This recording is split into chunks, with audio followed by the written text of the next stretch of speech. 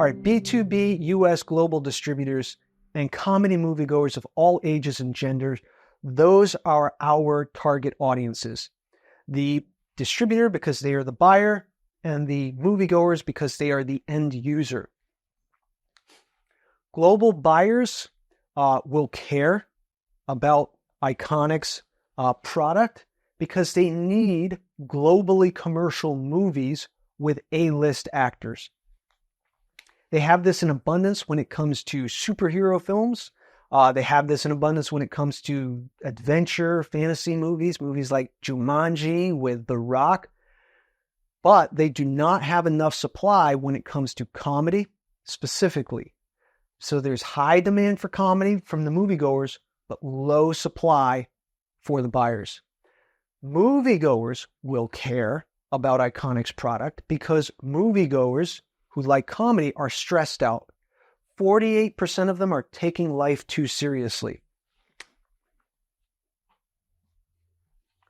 48% are stressed out by life. We know that because we ran a survey across different countries around the world with comedy moviegoers. Now, high production value for our movies in theaters, edgy cars, car chases, nice production value, and approximately 3 to 4 laughs per minute is something the comedy moviegoers will care about. They are desperately in need of these two things, and it is heavily underserved in the market.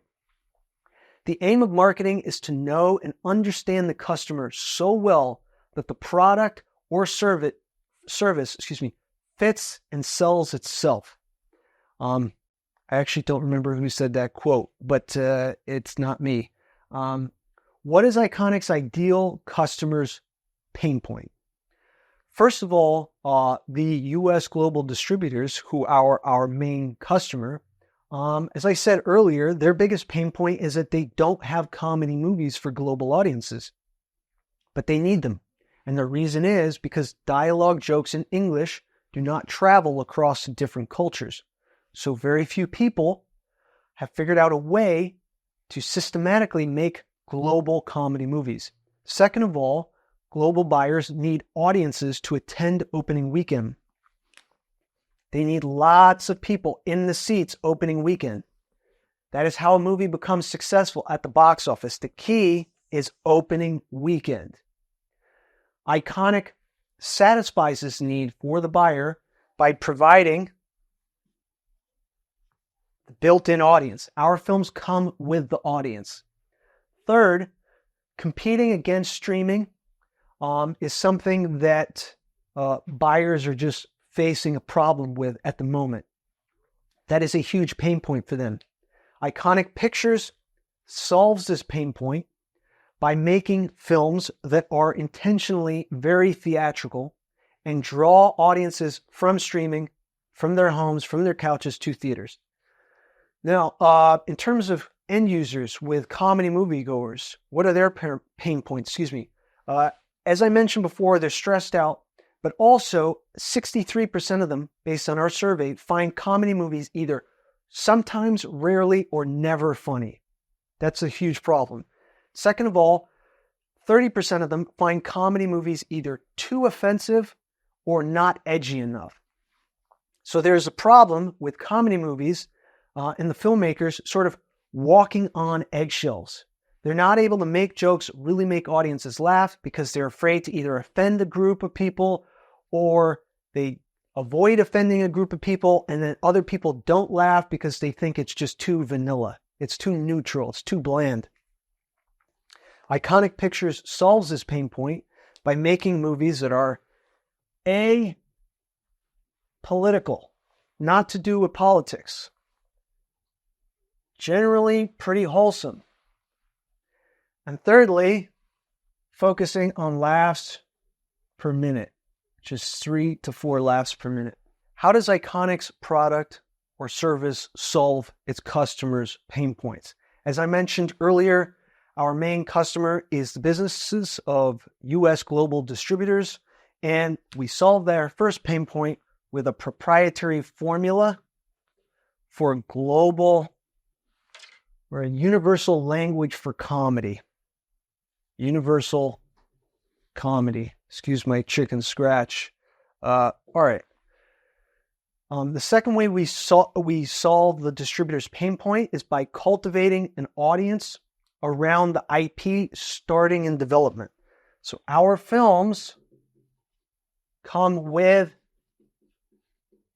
an audience that is key for these US global buyers. If we approach the sales table with a film that has a built-in audience, Iconic Pictures has significant leverage. It distinguishes itself from all of the other films out there, especially that have original concepts. 3, 10 to 12 set pieces. This includes extraordinary stunts, immersive scenes. Iconic Pictures, is stunts. Is working with the stunt coordinator from The Girl with the Dragon Tattoo, directed by David Fincher, and featuring Daniel Craig from the James Bond films. He has, I think, over 300 movies on IMDb that he has done stunts for. Just to give you an example of some stunts in what I'm talking about, Jackass is an example. Jackie Chan in Rush Hour, Daniel Stern in Home Alone. I don't know if you remember that. Obviously, any John Wick movie with Keanu Reeves.